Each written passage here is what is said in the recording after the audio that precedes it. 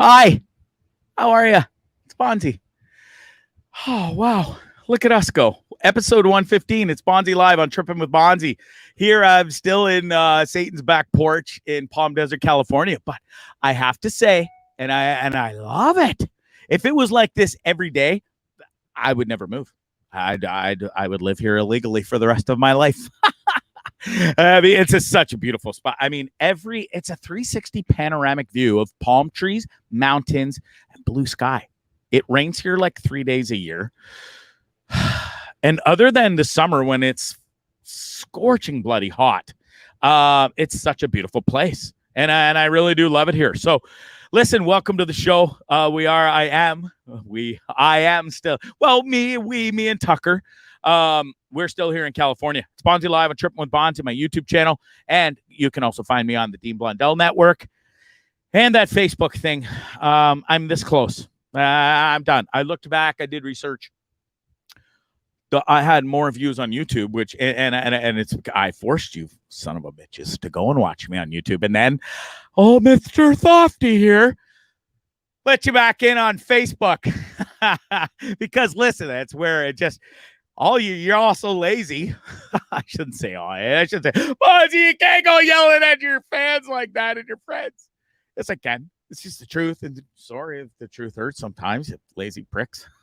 Let's go watch it on YouTube. It's one icon on your phone or the other one. And guess what? Just hit the YouTube instead of the Facebook. And it's free. Free. I know. All right. Well, listen, I've already made fun of my audience and probably lost everybody already, but shit. Jack Reedford, thanks for watching in BC. I also know my boy Sean is watching in BC, and we'll get to Sean in a little bit too. And Jason Antel's watching in the Brantford region. Is Brantford, is it, I don't even, is that 905? I think it is. Anyways, who cares? It's Brantford. Speaking of Ontario and I've been looking forward to this, and she was on my show before. She did such a great job, which I was shocked because she looked like leading up to it. She looked and felt like a deer in headlights. She seemed so scared, but she did an amazing job, and so good as such. I've got you back on as a co-host for a night. Welcome to Bondzee Live as a co-host and not a guest. Wow, that's awesome! Thank you. Happy to be here. How does it feel compared to now leading up to this? You knew, I think I gave you a couple days notice. Prep wise, mentally wise, how does it differ for you being a co-host, if you will, for the night instead of a guest? Is it still the same anxiety and you're freaking out, or is it different? Yeah, I still had quite a bit of anxiety before coming on, but once I get here, and because I've done this once already, it feels a little bit more at ease this time. Awesome. But I was pretty. I mean, I'm way out of my element here. So you hide it really well, and I would have never guessed, and I'm sure people that have watched this probably thought you had some experience in doing this anyway. Oh yeah, Antel 519, shitty area code. Yes, that's true. That it would be a 519. Typical Brantford. Yeah. I'm just kidding, buddy. Oh, and I miss Jason Antel because we used to make fun of each other literally every single day when the soccer season was going on. He's a huge Arsenal fan, which I'd be embarrassed to admit, but no, I'm just kidding. They're a great football club. All jokes aside, they really came at me hard when I was commentating some of these Premier Soccer games for a hot minute, as it wasn't a career. It was something I was doing on the side. And I loved it, and I wish I was still doing it. And I actually, Jason, he's watching right now. I've reached out back to those people. I want to see if we can work out a deal. I might be, they wanted to pay me less. I wanted at least the same amount, if not more. I mean, my viewership is huge on there. I love doing it. And anyways, I'm trying to negotiate something with them. We'll see if it pans out or not. Anyways, I miss Jason because I miss the camaraderie and that making fun of you because I'm a big Man United fan, but because I call soccer games, and I do lean towards certain teams, here and there, but it doesn't mean I love them and they're my team. But these guys make fun of me and say I have like 15 favorite teams and stuff, which I don't. I'm a Man United fan through and through. That's it. I love I hate Arsenal, and I'm a fan of any other team that's playing Arsenal, just simply so that I can rub it in these clowns' faces. Him and his brother Jeremy as well. Yeah, I miss you too, guys. Thanks so much. Laura Kenny, thanks for watching. From Hawaii. Hey, look at that. That's awesome. Wow. Brad Sandercock's watching from the 705. Listen, that's the greatest thing about the show. We've got people watching. Yeah, Laurel Kenny. Yep. That's my fiance's aunt. Oh, cool. In Hawaii. Well, welcome to the show, Laurel, and thanks so much for watching. We also have Norlando Peralta. Greetings from Nicaragua. I remember Norlando used to work for me at the bar when I did own it. Great guy. Love that guy. Every time I see him on the street, I always give him a big hug and stuff, and he'd give me one. And I miss Nicaragua. I really do it. And hear some of your stories from those times. I will. I have so many stories from Nicaragua. Some I'd have to maybe filter and tell when I know my mom's not watching or something. No, I think she's pretty much, but that's what moms do. They secretly find out everything you do. I think even when you're 47 years old. That's why I'm scared to start my OnlyFans page. Or my porn career here in LA, because I know my mom's, she's such that's why I call her Sarge. She runs a tight ship. She knows everything. And I know me mom, because she's from England. She's got like that old Sherlock fucking Holmes in her or something. She would just know if I started doing porn. Not that I'm saying it's on my radar or anything, but listen, if times get a little desperate and I am in here in LA, hey, $20. $20 is $20, Tara. Okay. Hey, sex sells. It sure does, and that's why perfect segue. What a great co-host. See that? She's already learned how to segue into my next segment. I was just thinking of your $40 experience. Yeah, let's save that for the Dean Blundell show, shall we? Just in case Mom's watching. I know she doesn't watch that show, so that's why I'm a little more liberal. I probably already said too much. Well, listen, I know. So why don't we start by telling everybody how you woke up this morning and what you woke up to, and the fear and horror that ensued for 3 hours because of I'm in California, you're in Ontario. So you must have been freaking out. So why don't you tell the story? Well, when I got up, I saw your post about me coming on and talking about patience, as you get older and you lose some patience, drag racing, and sex. And I went, what? I beg your pardon, sir? Right off the bat. You didn't tell me we were going to be talking about sex. So of course, I wake up. I know I'm a 2-hour sleeper at best, and especially from like 5 to 6:30 is my 5 to 7 is my best sleep, and then I wake up about 7ish, and I'm up. I cannot go back to sleep. Wow. So I think it sucks. But that's every 2 hours in the night. I go to bed usually about 11, 12, depending. And I see every 2 hours on the clock, and it's horrible. I used to take sleeping pills that guaranteed me 4. I stopped taking those. I should take edibles, but I don't. I'm an old natural guy, and my sleep is getting better now that I've been off the booze. We're 4 days straight in a row. I know it's not much to brag about, but fuck, it's 4 days here, it's 4 days there, and then I fall off. I don't want to switch topics. No, I'm not going to switch topics here. So anyways, I wake up this morning and I get all these texts from you, and you're like I could just feel the anxiety in your texts, and you're like, what? We're going to talk about what? Sex? How about some boundaries? You're like, mister, I don't really know you, and I'm not going to talk about sex with you and my fiance. Is that okay? And I just laughed and I laughed and I laughed. And so I text you back and I'm like, obviously, I'm not that kind of guy. I'm not going to throw you under the bus or sail you down the river yet. Right. We just got to know each other. We only know each other from basically you being a fan of the Dean Blundell show and my appearances on there and my blogs, and it's built into a friendship. Now I would be happy to say that. Am I correct? Yeah. And you'd asked me some questions about personal stuff that nobody needs to know about. And so it built from there. And then that's when I found out you were one of the only female drag racers in Canada. I was even more intrigued about your life. Anyways, it was funny when you woke up and you're like, I'm fully down for this, but no sex talk about me and my fiance. Yeah. So anyways, the first thing I told you was, like, I got you, right? Because it's basically it's what every good broadcaster content creator does. Is it's clickbait. It's click words, it's click sentences, and it works, by golly. And so it made me it was a fabulous way to wake up this morning and get a great laugh because it works. And it fully got you.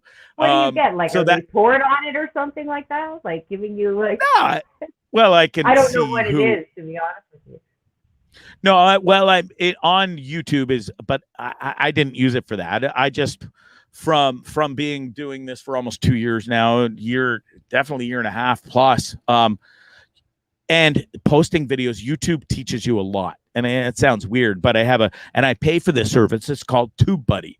And it helps you promote and choose the right key search words, which is huge on anything you do. If you're a social content creator, whether it's Instagram, Twitter, Facebook, even and TikTok, especially, it's all about algorithm and it's all about keyword research and the proper hashtags and stuff, if you will.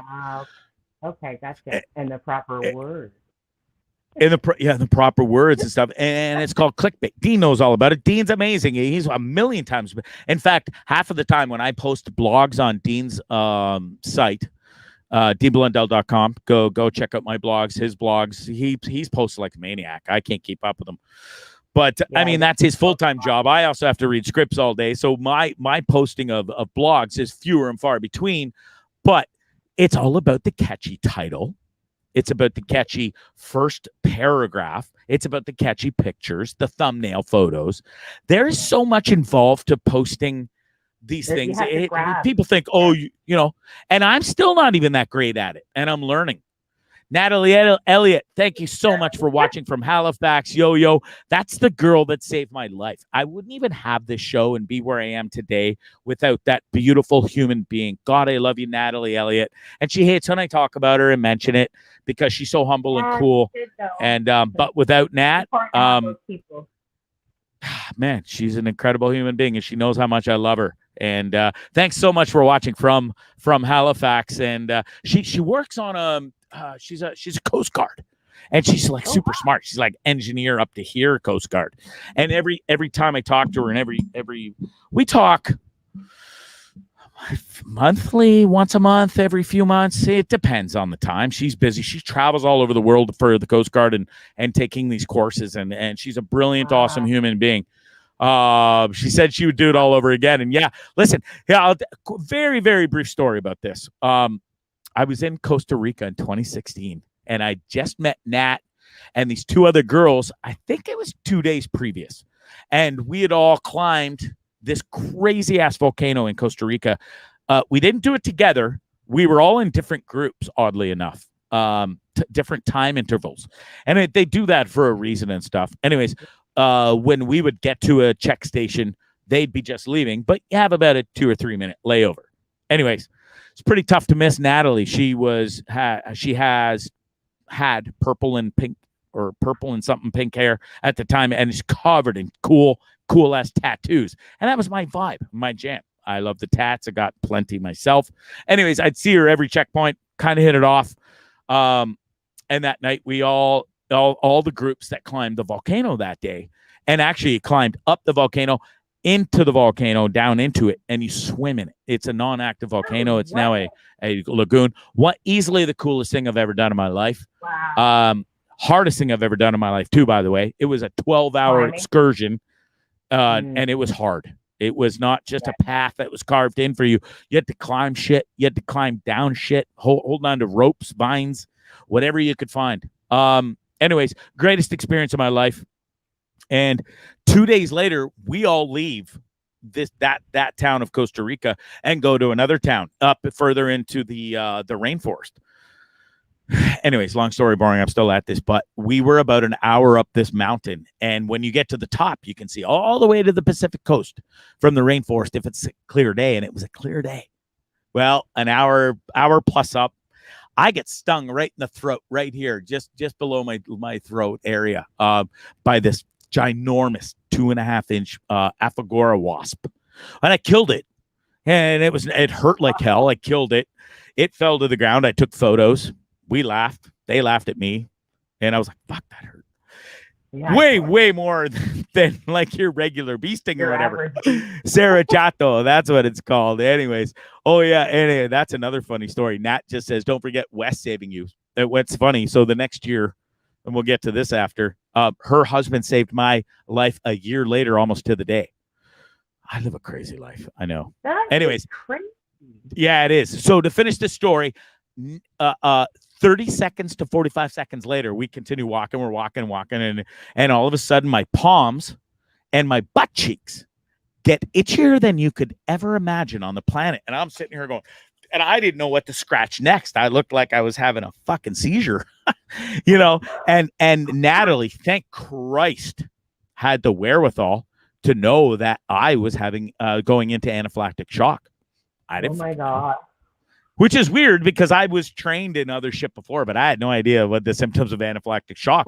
Anyways, without her, we would have never. We had to run down the mountain. We got down in about 25 minutes, if memory serves me correct. She just opened some dude's car door, and we're in the middle of nowhere. You have to picture we're at the bottom of this mountain. And thankfully it was only 5 minutes outside of town, but it was still in the middle of a desolate area, and there was a car there. We scared the shit out of this poor Costa Rican fella. Didn't speak a lick of English, but he took one look at me and my face was already out to here. I'm gasping for air at this point. And Nat's just like, hospital, whatever the fuck it is in Spanish.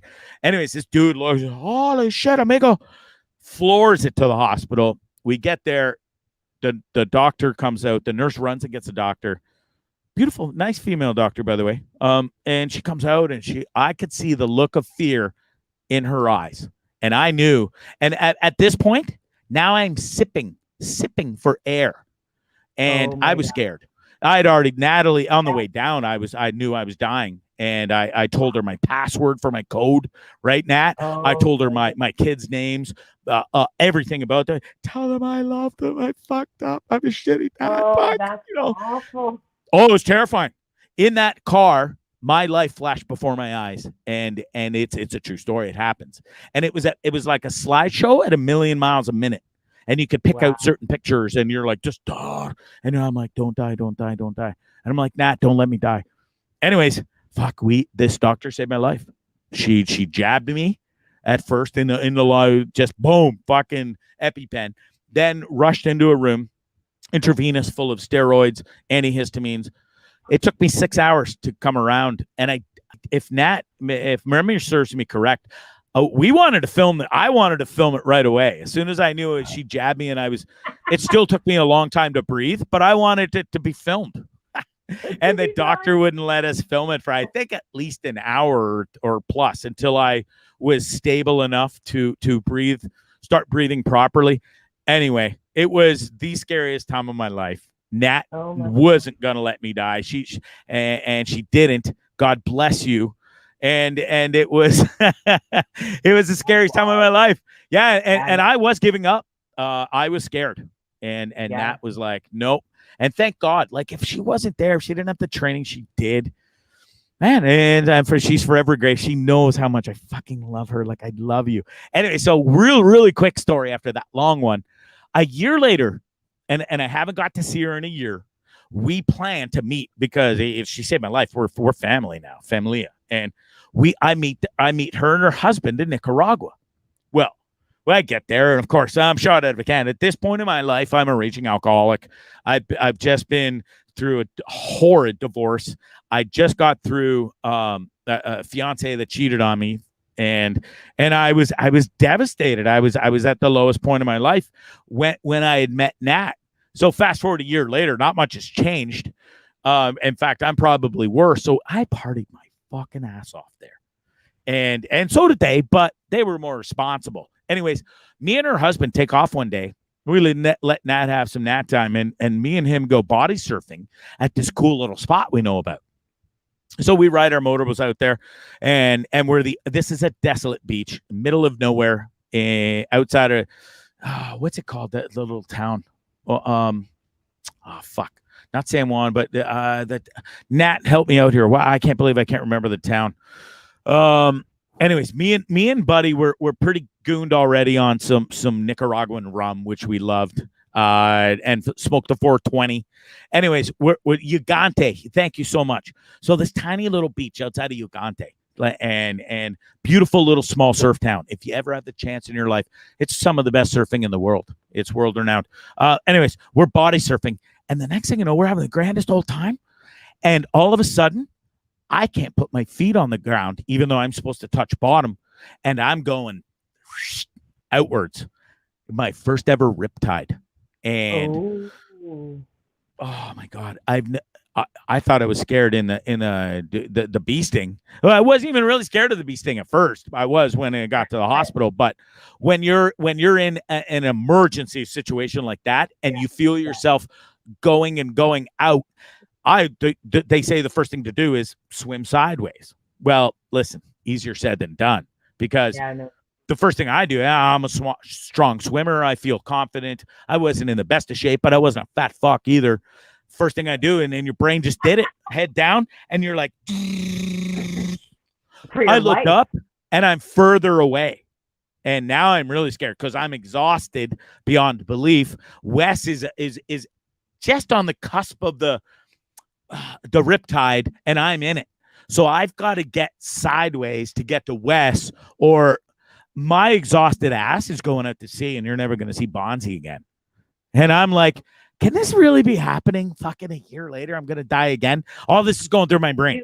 Anyways, I struggle over to the side. Wes struggles over to me. It was like right out of a movie, like from the airplane, you're like trying to grasp. I got you, bro. I got you. Anyways, Wes did pull me to fucking safety, and it was all every last bit of energy that both of us existed in our souls got us out of that gnarly situation. And he got me. He did. Like, it was a handout reach, and we probably had 1-2 chances at best. Wes got me. Strong mofo, that kid is, and a lot younger than old Bonzarelli, thank Christ. Anyways, he pulled me out. We got, and it's funny, is we were only in chest deep of water, but with the riptide, you can't touch bottom. It's sucking. It wants you. And I'll never forget it for as long as I live. We walked out of the ocean as slow as we possibly could, and I'll never forget it. We laid there on the sand just outside of where the water couldn't get us. And I don't think we spoke a word for about half an hour. We just laid there. And huffed and puffed and probably was thanked the Lord a billion times over, because both of us should have been dead that day. Thank Christ he was a little outside in the safety zone to where I was. And fuck, isn't it amazing? How fucked up is this world that his wife saved my ass a year prior, and literally, I think it was 2 or 3 days apart, where her husband saved me. Imagine, and I've done this before, I've been swimming in the ocean alone, and I'll never do it again. I can tell you that. I wouldn't. What if he wasn't there? Yeah. Bondzee still be floating out in the ocean. Anyways, loaded, fully off topic of what I really wanted to get into tonight. I have no notes of talking about this, but that's what happens on Bondzee Live sometimes. It's a free-for-all. Yeah, and Nat joined the show, and just so I love you, Nat. I love your husband, Wes. Please give him a big hug for me next time you see him. He's a Coast Guard too. And I think that's the secret to success of a long marriage. These two never see each other. He's Coast Guard on one ship. She's Coast Guard on another ship. And they see each other here and there. And the sex must be fucking amazing. Gets along great. Right? And then it's adios again. Till the next time. Oh, God damn it. John Hurst, thanks for watching, pal. Yeah, anyways, I couldn't imagine. It's not, that relationship isn't for me, but they make it work. And God damn it, I love these two human beings more than life itself. So, Nat, thanks for watching. I hope everybody enjoyed those stories. I don't think I've told the death, excuse me, choking on my own hot water.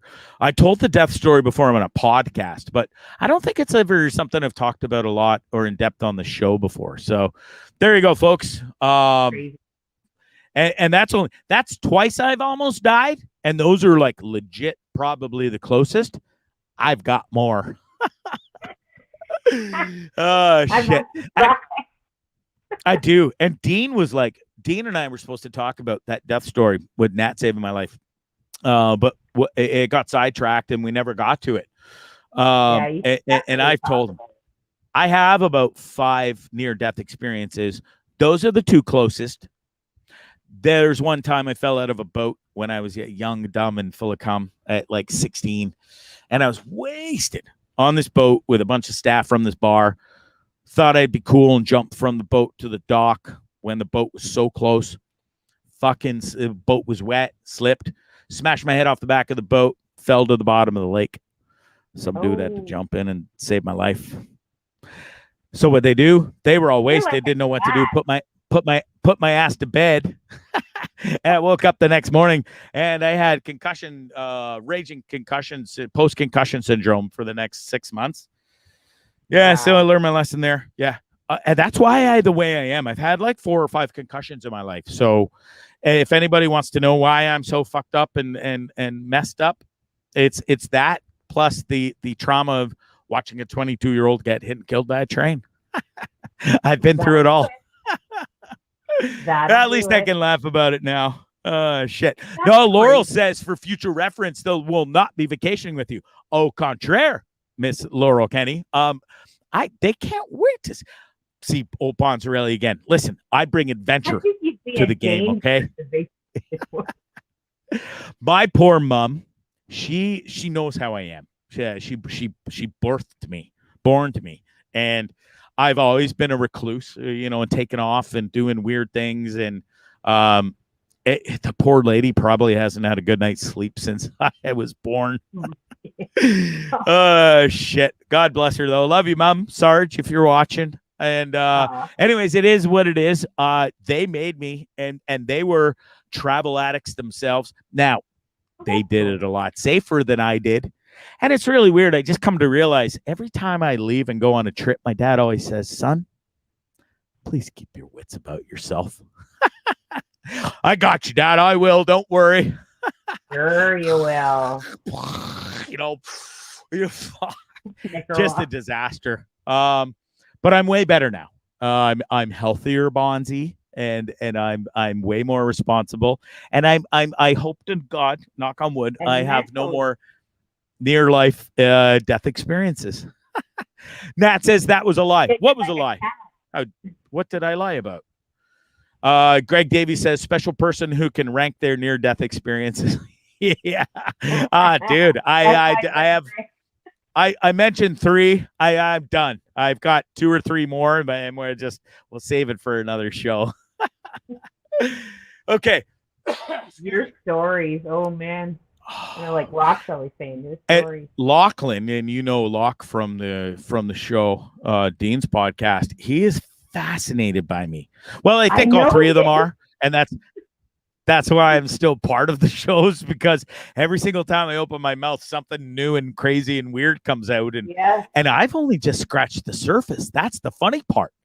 He's just like a fun. No. Just like waiting to hear the next story. Oh, the heat. Oh my God, I forgot about that story. So Nat just mentioned. So I have to talk about this real quick, and I'll keep it real brief. Right after the near-death experience of almost drowning and being sucked out to sea, I went on a bit of a bender. Let's just put it that way, because I was thrilled to be alive again. So we may have partied a little extra hard, if you know what I mean. Plethora of rum, some extracurricular activities may be involved, and we really had a great time and celebrated. But the only thing is I forgot to drink water in between and during that celebration of life. And 2 days later, well, lo and behold, Bondzee's in full out, what do you call it? Heat exhaustion. And it got so bad. It started about 2 p.m. And you have to take into consideration where Uganda is. It's about 2 or 3 hours from the capital, all dirt roads to get there to the closest hospital. It got so bad that, and luckily there was a field op there that was in the U.S. Army. And he had a ton of experience. I'm not going to mention his name. He's a very private dude, and he went off the rails too. And I don't even know where he is. Maybe Nat does, but I don't think anybody does. Anyways, this whole show has taken a fucking complete 180 from where it was supposed to go, folks. But it's okay. Listen, yeah, it's just what happens sometimes. No, you can't. This is true life Bondzee, and you can't make it up. I can see why you started this doing your travels. Holy smoke. My hot water to help my throat is not so hot anymore. But so it ends up, I am delirious walking down the street, and thank Christ I had friends there. I'd been there a couple of weeks now. Nat and Elliot and I, or Wes and I, and I was walking past this bar and Juntos, and my friend owned it, and he saw me walking down the street, and I was so fucking disoriented. I didn't know up from down. I couldn't have told you what day it was, what month it was. This never happened to me before, but I had enough wherewithal to grab Ivan and say, "I need help." He took one look at me and said, "Son, we need to get you some liquids." Anyways, sat me down there at Juntos for a while, pounded me full. I think I had orange juice, water. They were concerned about me. I didn't have a clue what time, who I was, and the heat had really got to me. Anyways, fast forward, I wouldn't let them take me to the hospital. I was like, no, I'm fine. I'll pull through this. Anyways, they took me to a hammock, and everybody in the neighborhood took their sheets from their beds, wet them down with cold water, put them in their freezer, and throughout the next 12 hours, I, stupido here, had to lie in a fucking hammock, wrapped in ice blankets, ice on my chest, ice on the back of my neck, and it was still touch and go. The field op, who knew the symptoms and signs, I couldn't pee. It's not. I never really had stage fright to take a piss, but there was a circle of people who would make me stand in front of the toilet, hold me up, and I had to try and piss in front of them. I was so dehydrated and so in heat stroke, I couldn't. And so if they gave me a time frame and they wanted to take me to the hospital, I'm like, no. It finally got to the point we had 2 options. No, we had 3. I either go to the hospital and survive. I either get a tube shoved up my ass in a hammock in the middle of nowhere in Nicaragua, when flush cold water into my anus so that it would cool my internal organs, because I was burning up inside. I felt fine on the outside. I shouldn't say I felt fine, but on the outside you wouldn't know, but internally I was burning up. Wow. And the third one is I had to start peeing so that we knew that the fluids and everything were working. Well, finally. And it was about, I'd say they were all hot. I could hear them. Because it was, nobody wanted to drive. They were all wasted and help me out and stuff. So at the end of the day, and I know I said this story would be short. I don't think Bondzee has a story that's short, but I survived not having a tube shoved up my arse, and I started to pee pees, and I started to come around at the last minute. Thank Christ. Anyway, survived that too. And a day or two later, and I'll never forget it. Me, Wes, and Nat went, and they were apprehensive of this for sure. And Nat can back me up. We went to a cool, amazing town and explored it for the. Now, I was going to say the town. I want to say Ometepe, but it's just outside of Ometepe. Nat, my memory is horrible tonight of town names. Anyways, I can't remember the town name. Bobby Clifton, thanks for watching. Nimsky Nom's watching. Christian Murin's watching. A bunch of people from the 905 Hamilton region. Thanks for joining in. You guys are the best. What the hell's that little town just outside of San Juan that I go to? I'm horrible with names. Nat will tell me in a second. Anyways, we go tour around there for the day. I was drinking electrolyte water at first, and then it was like, I feel fine. I feel fine. So then I started sneaking rum in with the electrolyte water. And then Nat caught me, and she's just like, Bondzee, what the hell is wrong with you? I'm like, well, I'm an alcoholic, and I'm having fun. And anyways, I pulled through. We had a great time in that little cool town we were in. And then we went on to and saw that huge volcano, the one that you can drive up to the top. The one that the guy tightrope to walk across. Granada, that's the town. Amazing, cool little town. Fully colonial, beautiful churches, different color buildings. Loved it. Yeah, I am a dumbass. I know. I have the worst memory. Yeah, and then we went to Volcano Messiah. Thanks, Nat, because she knew I was going to ask that next. Oh, shit. Anyways, old Bonzarelli is a walking nightmare. My parents hardly, well, they do know all these stories now, but I never tell them after it happened until a little while later when I know I'm fully safe. Yeah, years later. Good Lord. Anyways, I have two brothers, and we'll leave it at that. Next subject. Okay, so moving on. Well, let's get back to the sex. Nice try. Let's get back to your sex life. I'm kidding. Now listen, the only thing I'll say about it is I hope it's fun and fresh and because you got a fiance. So listen, all we'll talk about and say about your sex life is I hope you like sex. I hope he likes sex, and I hope he satisfies you. Because at the end of the day, it's not all about sex, but sex is a very important part of marriage and a relationship. Let's not kid a kidder here. So right. That's it. That's all. Yep. Oh, okay, Bondzee, super. What's next? What are we gonna? Can you ask me something else, please? All right, super. Moving on. Well, we could talk about mine, but sadly, as we all know, let's get back to the $40. Pretty much everybody knows I don't have a fucking sex life. The most excitement I've had lately is I had some jalapenos the other day. And I think this is where I got to start showing some pictures here because I'm trying to play both hands. So I bought these new jalapenos, La Costeña.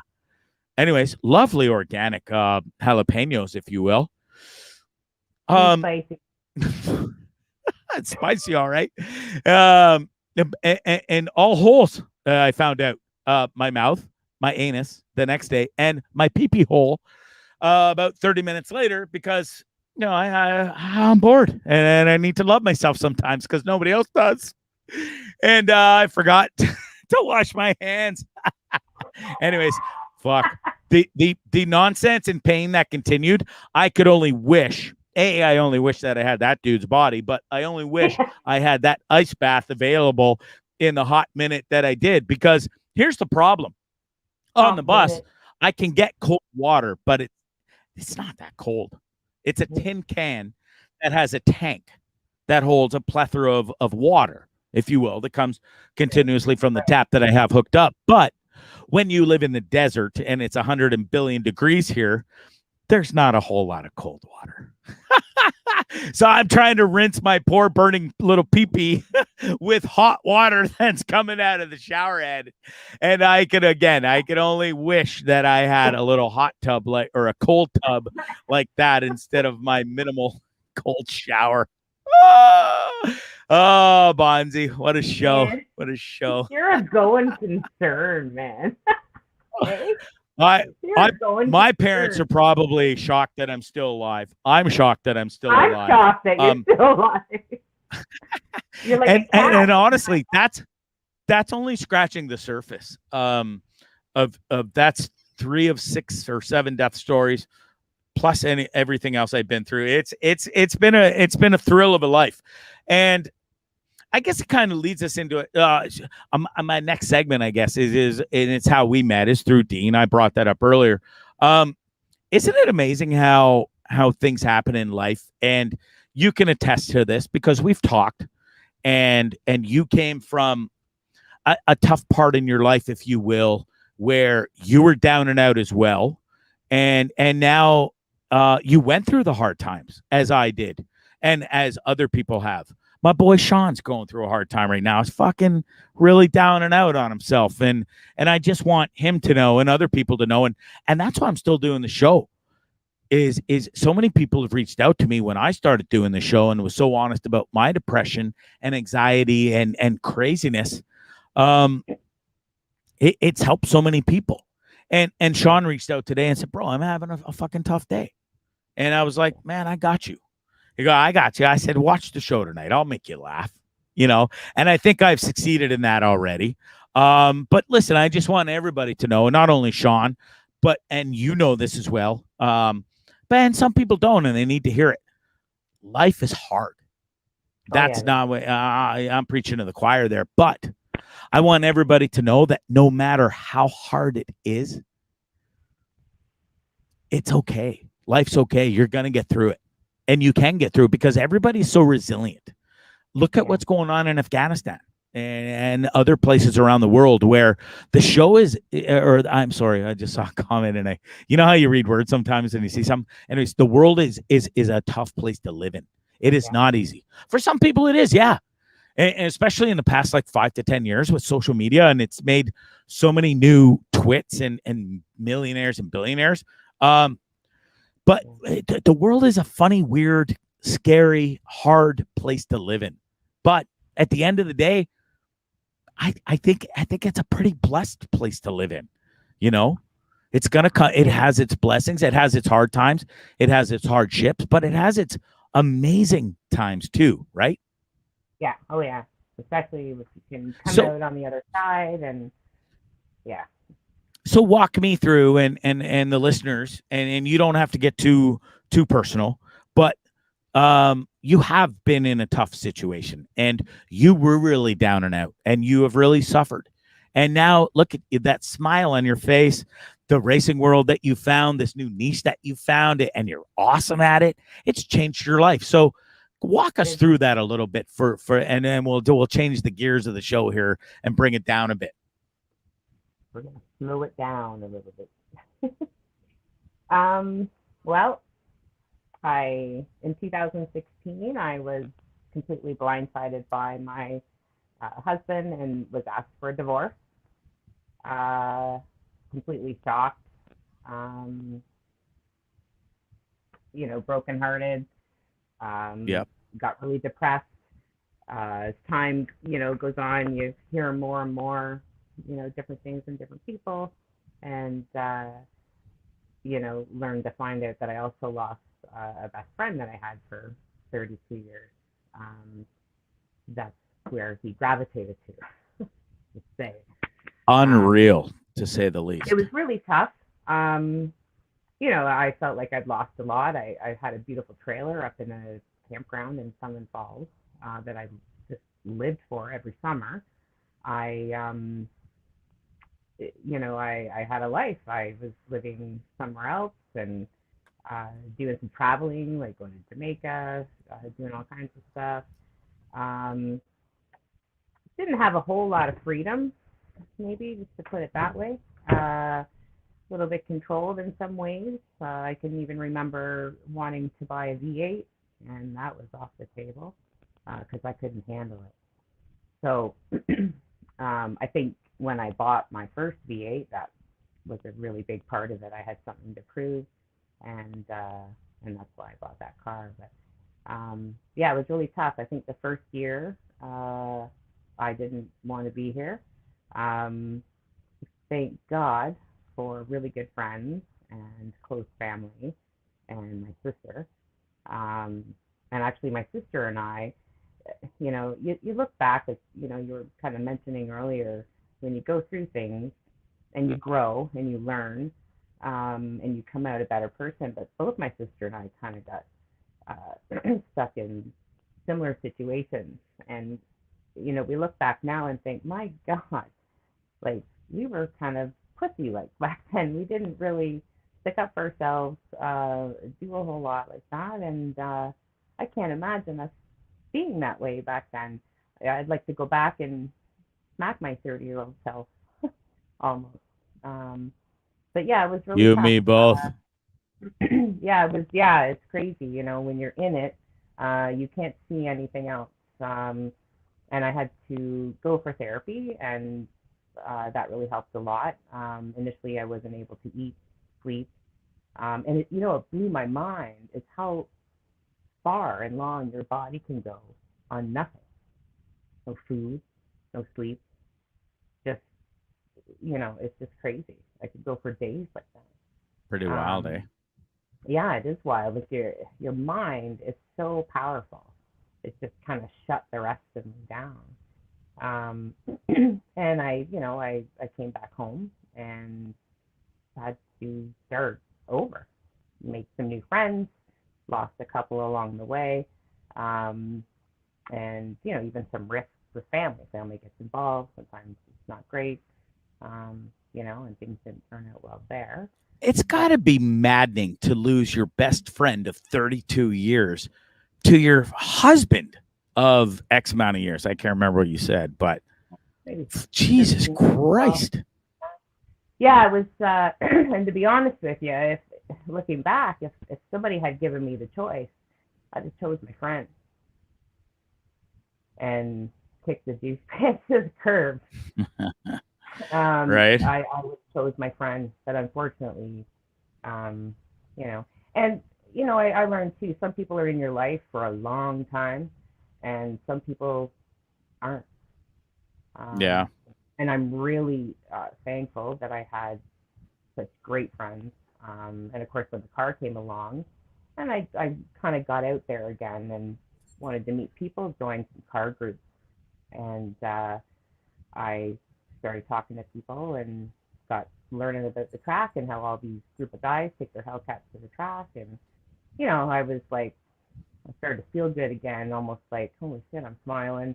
I don't feel all sad. I wasn't crying anymore. I mean, that went on for a year. Um, and this was good. And then, of course, when I got into the car and got to the track and got with the people, my first pass, man, it was worth it. It was unreal. Like I was on top of the world, and nobody could take that away from me. And it saved me. I swear to God, and the people. Yeah.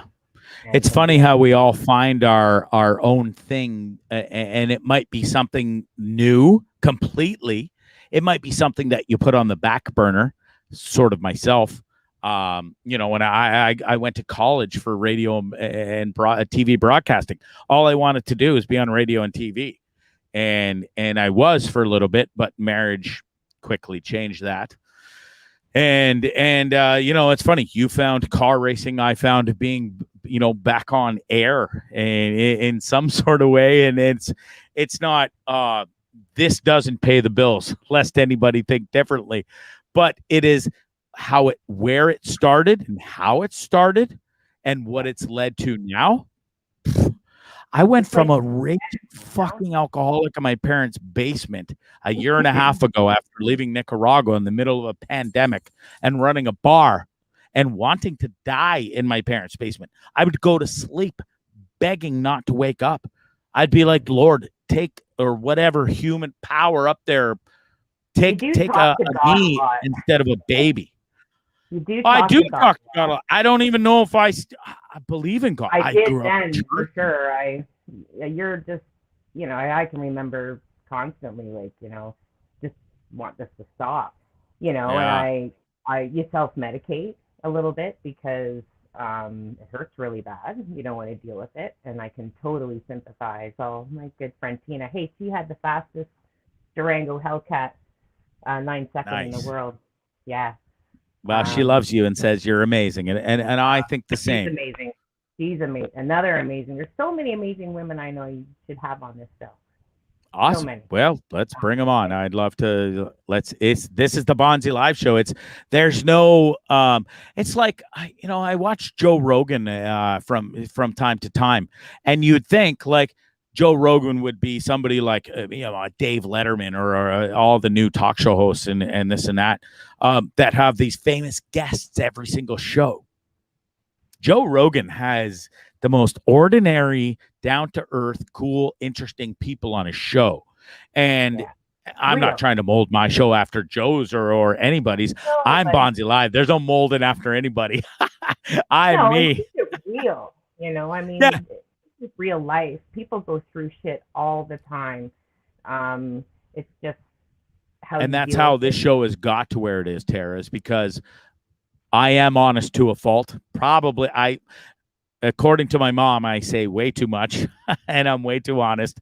And she's not wrong, but and that's not for me, mom. It's from England and a quiet little shy. I shouldn't call my mom quiet and shy. We call her Sarge for a reason. But my mom is not one to get on camera or a microphone and stuff and do this. But if we're in a family situation or friends, and my mom is, I wouldn't call her the life of the party, but my mom's got it. This is where I get it from.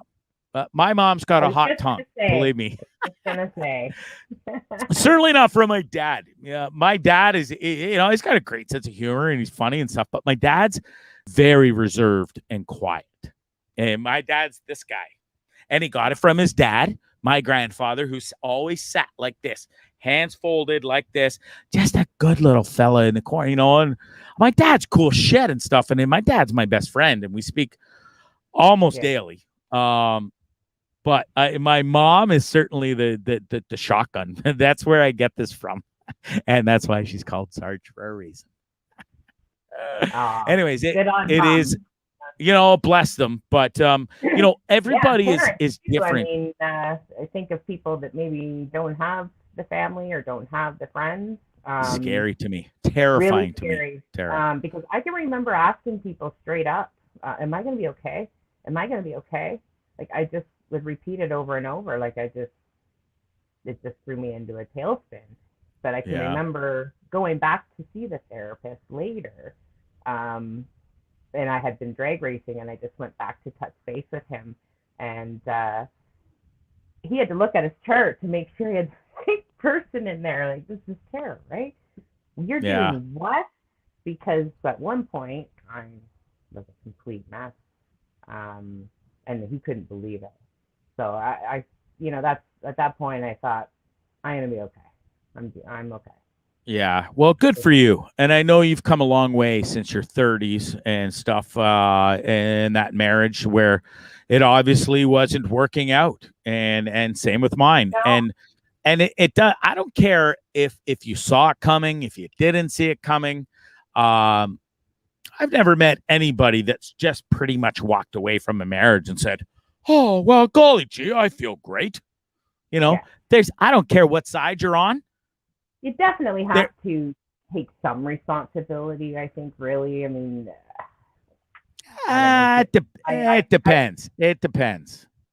Ultimately, maybe a little bit, but there are, and I'll use this term because I went through it. I was engaged to a narcissistic, sociopath fucking nightmare, cheating, raging. She just didn't know different than not to sleep with one guy at a time. It just wasn't in her DNA.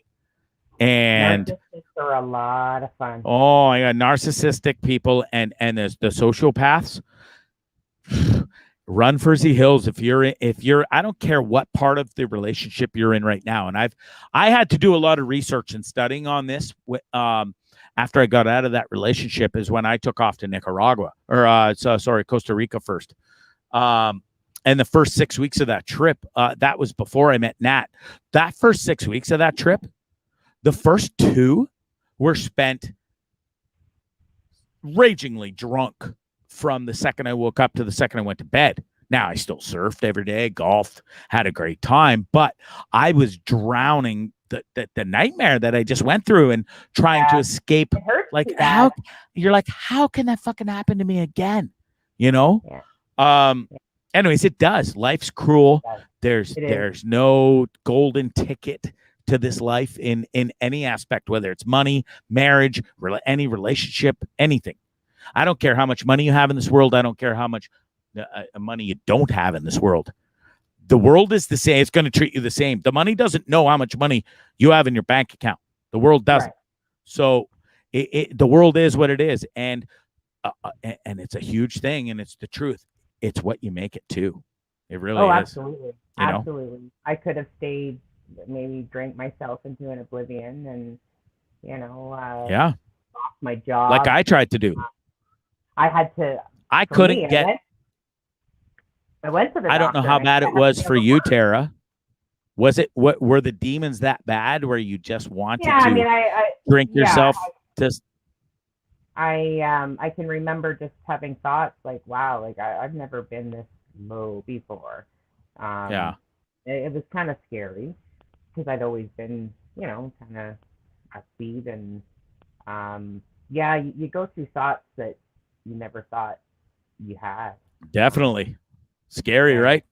It is very scary, and you just want the time to pass like really fast to get to that point where you start to feel better, but it takes a long time, and unfortunately, you learn the lessons at the end, but I think it helps you grow and you become a better person. I know I did, and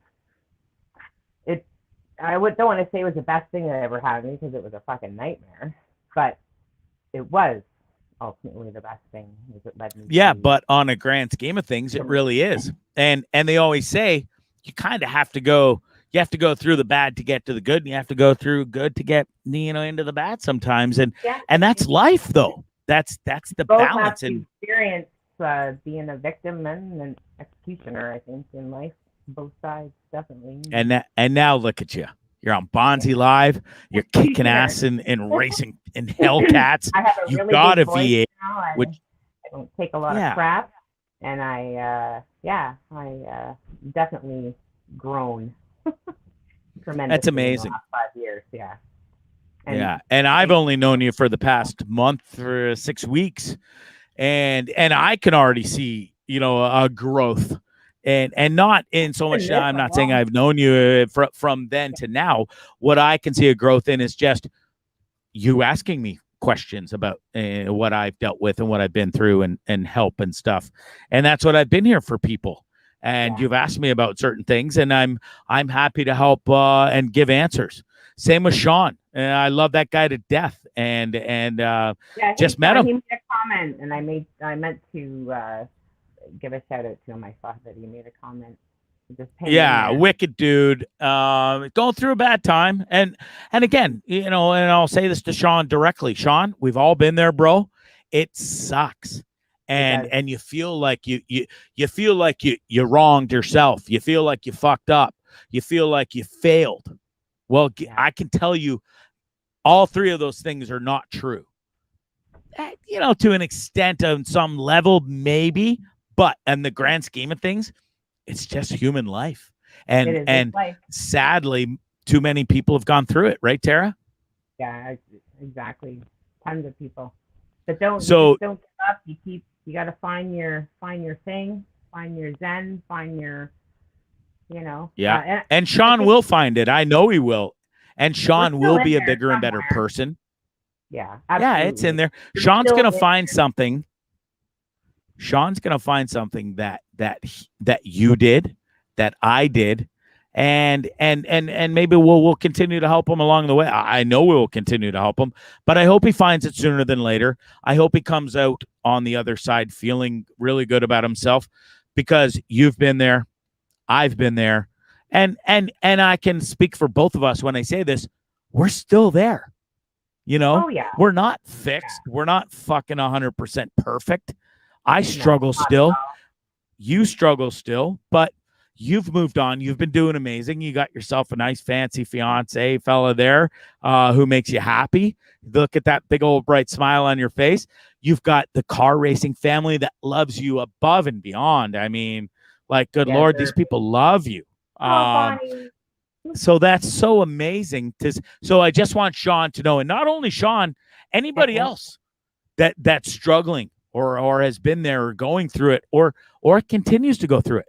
Listen, and it's no secret. Are awful. Broken hearts are. It's a form of grieving. It's not anything to take lightly. You know, can actually make your heart a larger size. Yeah. Like the stress of, it's real. You know, and you hear of seniors, you know, one passes away and then the other very close together with a broken heart. Like it's awful. Yeah. It is awful. Sure. But it does pass. It does pass. Yeah, it does pass. And Sean says, I'm good to let her go. The friendship sucks. Yeah, and it does, bro. But at the end of the day, you'll find out who your true friends are. And at the end of the day, you don't need those other people. You'll find that out real quick, bro. That doesn't matter. You know, so definitely 100%. Stay strong, stay true to yourself is the only thing I can say. Yeah. Debbie, learn to love yourself. Yeah. That's awesome. The number one key. And if you can't love yourself first, you're fine. And that's why I still struggle to this. That's why I'm single to this day. I'm still struggling. Listen, the addiction I have to booze, I'm doing pretty good. I ride up and down. I've had my bad months. I've had my really bad years.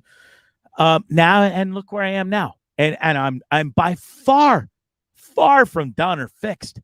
Right. I just went to my first Alcoholics Anonymous meeting today. You went? Good. Yeah, I did. I now you and I talked this morning. I was happy to tell you that I was going. I booked it. I was like, I'm going. I'm finally doing it. It was 3 hours before the show. And so it worked out where I had an opening to go to the gym. And I went and ran 5 kilometers on the treadmill, beautiful scenery. And then I went and pumped some weights. And in that entire hour of doing that, my brain works in mysterious, crazy ways.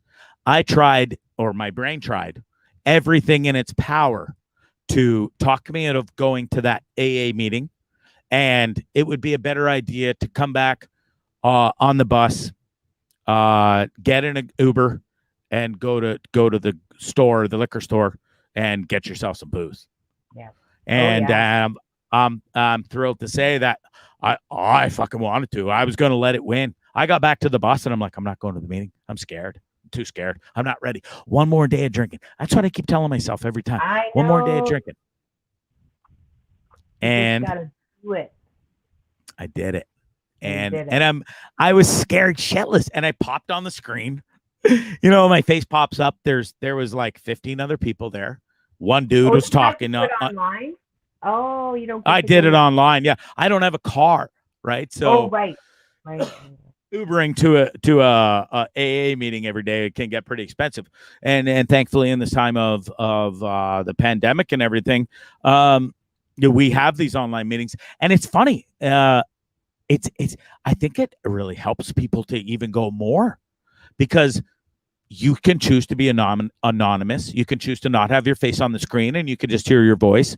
And that person they still say, "Hi, I'm Allison. Right. I'm an alcoholic," and they'll say their piece for a minute. You can hear the tremble in their voice. Others, there was a dude in the meeting today. He's 47 years, fucking clean and sober, and he's still in meetings, and he goes every day, and he loves it. He said it's his life now. 10 drinking and driving charges. 10. 7 in California and 3 in other states. And this dude is like, he looked 75, 80 at this point. Wow. And 47 years sober. I think the math is close. Alcohol might have added a few years to him, but 47 years sober, shit. But he got caught 10 times drinking and driving. And the stories I heard today were, fuck, man, I'm actually doing. I thought I was a raging alcoholic and struggling a bit. Yeah, you might not see, you might feel a little bit better when you leave the place. Good Lord, I felt like a fucking champion when I left there. I'm like, I'm not really sure I have a problem. I know I have a problem with alcohol. Yes, that could I know I have a backfire. problem because some days I just want it and I crave it. And I don't sit here and get wasted every day, but I love to drink. I love it. Socially, alone, I don't care. Some people are like, oh, I never drink alone, and so I'm not an alcoholic. Fuck you. You know, there's so many different levels of alcoholism, but I'm an alcoholic. I don't care which way you spin it, but I can go days without drinking. But goddamn, I crave it and I love it, and I love it too much. And it's still holding me back, and I still feel this. It's still holding me back from improving what I am doing right now, because I'll go 4, 5, 6 days without booze, then I fall off the wagon. Now, I'm not saying I fall off and go on such a bender where I don't speak or put out content, or I still do shows a week. I still am prominent on Dean's show every week. I'm not that guy. But going to that AA meeting today made me realize, okay, you do have a problem, son, but you haven't, and thank God for this and whatever, the universe, I haven't really hit rock bottom or been at a level that most of those people have. And they're happy to share their story, and they were happy to even listen to my story. They didn't treat me any differently. So, what a day. So when do you go back? When's the next one? Are they every day? I'm going to go tomorrow.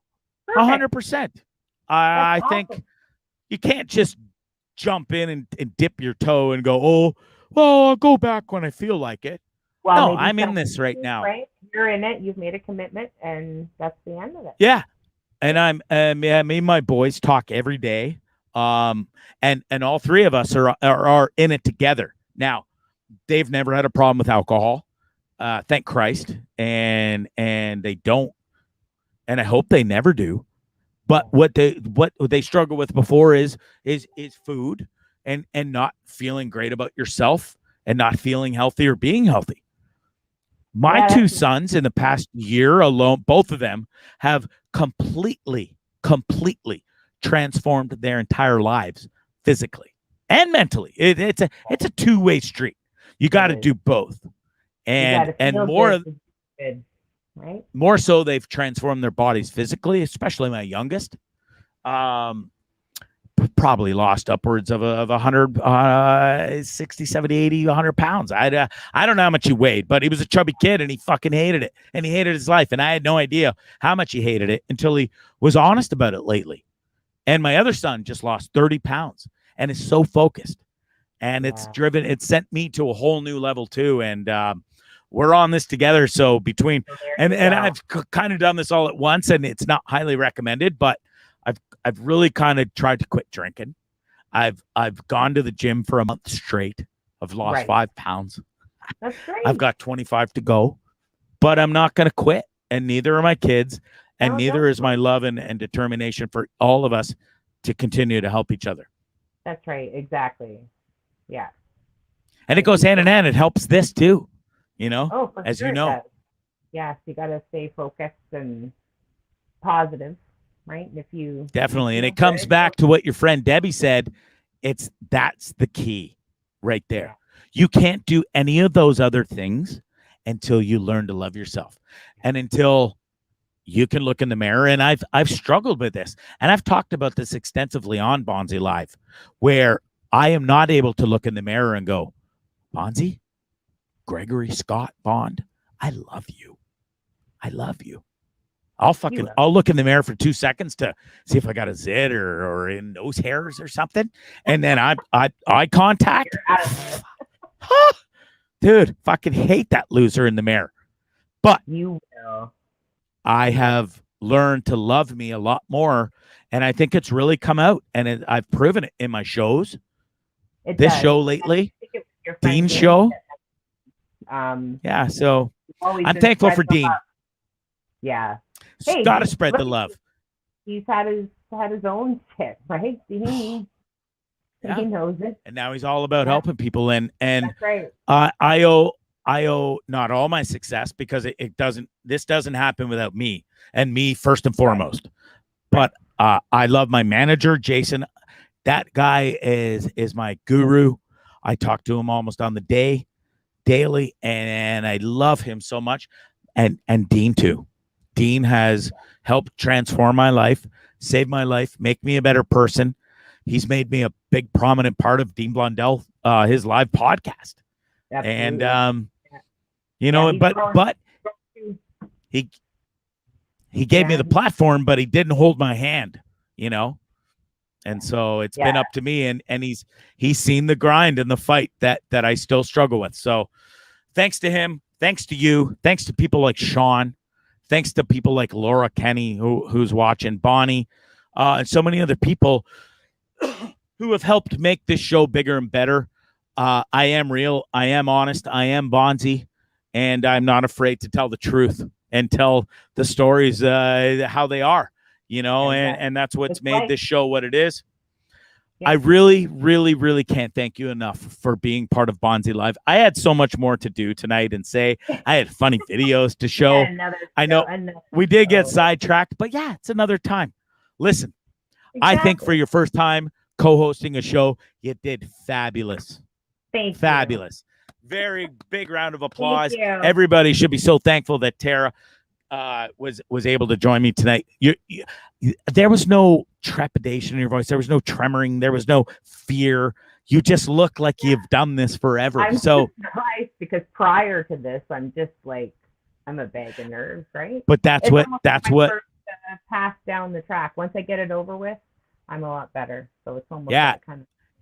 And I've had that feeling too with everything, and especially when I did the the anxiety is crazy. When I did the live football shows, the soccer, I wanted to die. I was like, I can't do this. I've never done this before. Why is somebody trusting me to do this? I can't call a soccer game. I threw up all night and all right till kickoff, and then I hit live, and I was fucking like I've done this for a million years. And I was gagging earlier. And listen, I've heard the same stories from famous actors and singers. Miley Cyrus, Adam Sandler, Bill Burr. They are all terrified before they do live shit. And I'm like, come on. REM has lots of stage fright. I watched an interview with him, and he's just terrified every time he goes out there. Yeah, it's wild. I used to be terrified to do the show. Now it's just second nature, which I'm thankful for. And it comes with, repeatedness and feeling comfortable about what I do. Yeah. And I always want this show to be bigger and better. And it's still going to be bigger and better. Every show will be bigger and better, I hope. That's the goal. And I feel more confident every show. I am still scared shitless to do other things like different reads, or if I get a new book to read for a client. I don't want to fuck it up. I don't want to sound like an asshole. Yeah. The soccer stuff. Show in itself, and failing.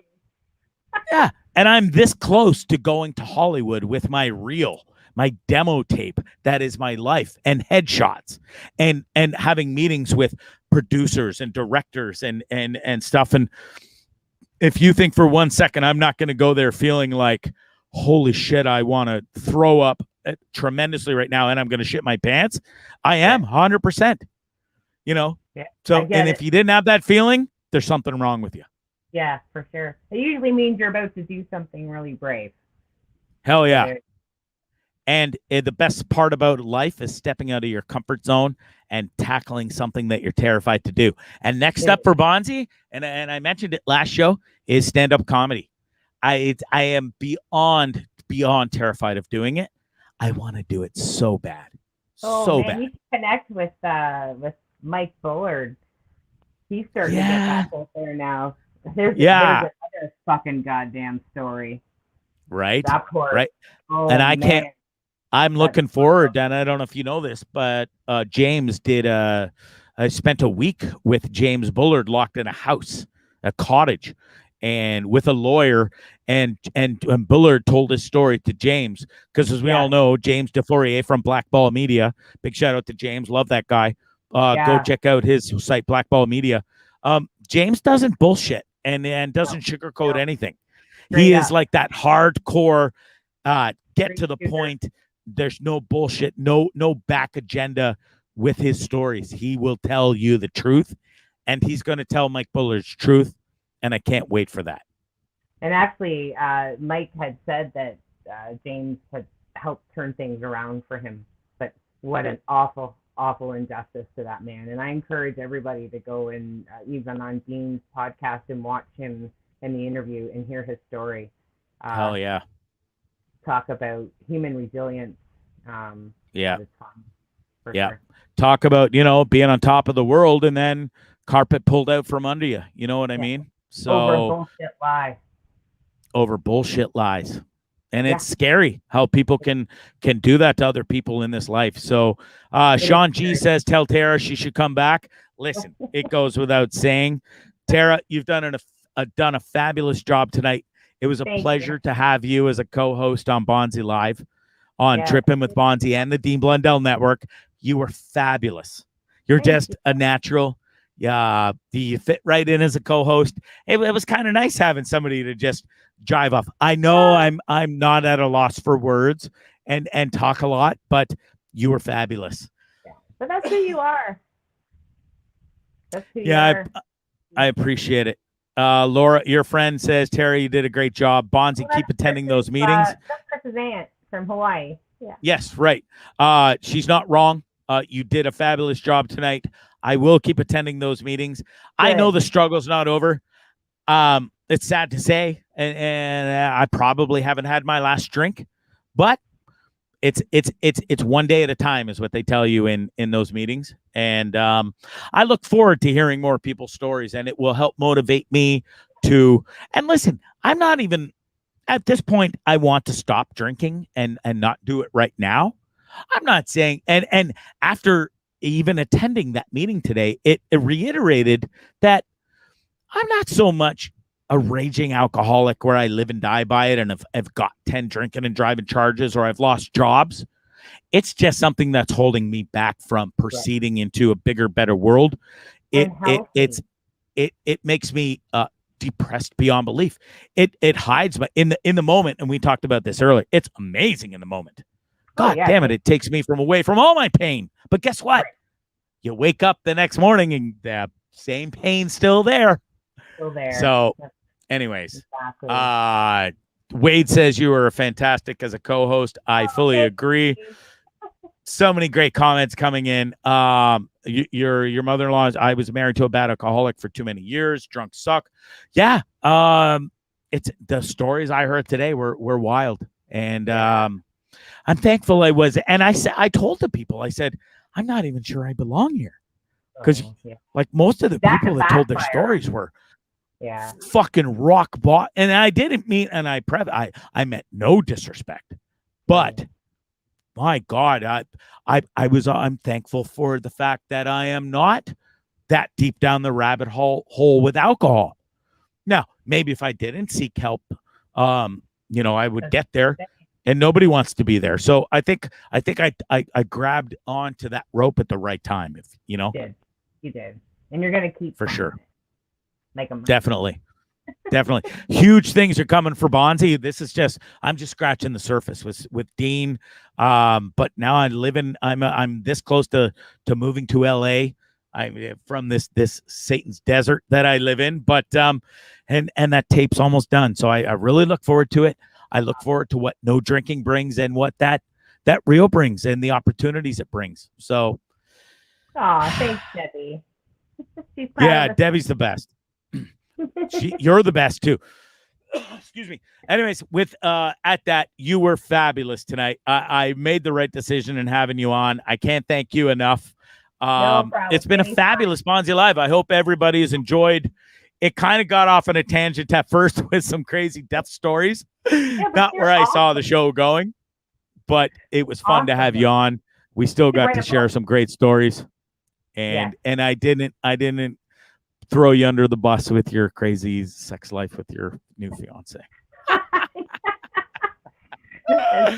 All right, with that, folks, listen, Tara's the best. Go check out Tara Graves. Her handles are at the bottom. It's at Tete_Mopal Girl on Instagram and World's Best Huger on Twitter. It's supposed to be Hugger, but go. I ran out of letters. I could only have one God G. damn it. I knew what it meant, and I just had to make fun of you there. But she probably is the world's best hugger. I'll give you a big virtual hug. There you go. And listen, go follow Tara. She's great. And we didn't even get to touch on your racing, but we kind of did last show. But I'm going to have you back on again. So we'll have a potpourri of things coming up. So potpourri. I haven't heard thanks that word again. So okay. It's like potpourri and plethora. I love those words. All right. Well, before you go, make sure you tell all your friends. And we're this close. I think within the next. The only thing we're waiting on now is the pricing finalization and the shipping details of the merchandise so that we can launch www.trippinwithbondzee.com. All y'all will be able to go get some t-shirts, hoodies, and stickers. And coming soon, if that goes really well, we're going to have my own line of girls' panties, thongs included, for the girls that like the thongs, and also guys' boxers. Okay, so stick around for that. New merch coming soon. Trippin' with Bondzee. You'll be able to find all my blogs there, my shows, my live shows, the podcasts, everything. So stick around. It's coming very soon. My friend from Nicaragua who now lives in Portugal. I'm not going to say her name. I didn't ask permission. And we'll just go with R, has been fantastic at getting my website. It looks fabulous. I've seen the back end of it. I can't wait to share it with you guys. We're this close. So make sure you go check out www.trippinwithbondzee.com very soon. Make sure you order your merchandise. And then, that's it. I just dropped a new podcast this morning as well at 6 a.m. with Trusty Truster. He was live on the show.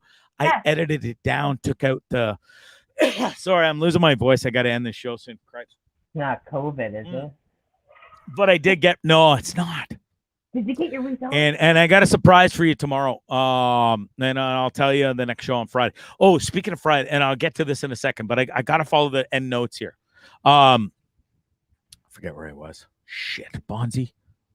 Anyways, the merchandise. We're so close. So, just let me finish the details. I think it'll be finalized tomorrow, and then we'll be able to launch the website. Also, I was talking about the podcast. Trusty Truster, fabulous interview. I edited it down so you don't get we had internet. He had internet problems. It's a fabulous podcast. I added some banter before and after, and then we've also got a bunch of new podcasts coming up. I'm throwing out 3 shows a week. I'll be throwing out 2 or 3 podcasts a week. We're really taking this to a new level now that I'm not sitting here drinking all day. There you go. No, I joke. I wasn't sitting here drinking all day, but we've got a great the podcast with Dennis Hendershot from the Senior PJs coming up. We also have the podcast with. There's one more. Never mind the podcast. Friday, because I'm done with the podcast. I'm moving on. Friday, we have the most. I got to show you these pictures. I encourage you to go see the movie before these guys come on the podcast on Friday. It's called Faking a Murderer. It's a total, as it says up above, it's a total mind fuck movie. These two, I'm proud to say they're friends of mine. They were, the guy on the left was the director. The guy on the right was the producer of my youngest son's show on CBC Kids, where they did a show called The Thrillutionists. Shameless plug there. Go check it out. My youngest son, Brad, killed it on that show. Anyways, these two were the director and producer of it. And now they are also, they made this movie, and it was make or break for them. They literally threw every last cent in they had, and you'll see it in the movie. And they almost like lose their shirt and their wives over this movie. And you have to go and it's different. It's unique. It's a mind trip, and you got to go watch it. Watch it before Friday, before they come on. I swear to Christ, it'll blow your mind. The ending will blow your mind. Okay, so go check it out. Stu Stone and Adam come up with this brilliant concept, make this a most amazing movie, and you'll see if they lose their shirt or not over it. So it's fantastic. Anyways, the movie is out. Go check it out. And those two hooligans are going to be on the show Friday live. And when you see them together and how they interact, Adam Rodness and Stu Stone, these guys are hilarious. And that picture says it pretty much all right there. Anyways, go check out the movie. It's called Faking a Murderer. You can find it on all the streaming platforms out there. I don't know, Hulu. I don't think it's on Netflix yet, but it should be, and it will be, because it's that good. Anyways, can't wait to have those guys on Friday's show. They bring nothing but pure gold when they're on. So make sure you go check out the movie and check out the show Friday. That's about it. I got a couple comments I wanted to post it here. Sometimes they show up on my phone, but they don't show up on my main screen where to post them. Anyways, your friend Laurel says, Tara, you did a great job. Bondzee, keep up the great work and go to those meetings. I think I did show that. Anyways, that's it. That's all. Tara, you should be so proud of yourself. You got great friends out there that love you. You've done an amazing job. You've come a long way. You should be proud of that. My boy, Sean, be proud of yourself, bud. Chin up.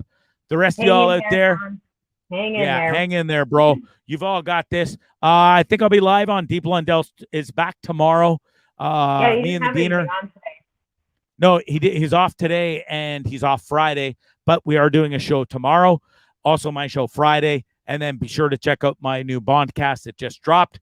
Anyways, that's it. Go check me out on social media as well, especially Twitter. Let's get up to over 1,000. It's the only one where I'm lacking. It's at Bondzee Live. Just go there. It's free. Also, TikTok, Twitter, Instagram, and of course, go and follow Tara Graves. She's awesome as well. That's it. That's all. Have a great night, everybody. Have a great rest of the week. It's Bondzee Live on Trippin with Bondzee, the Dean Blundell Network, and special guest Tara Graves. Can't wait to have you back. You're the best. It's Bondzee Live. Bondzee on YouTube.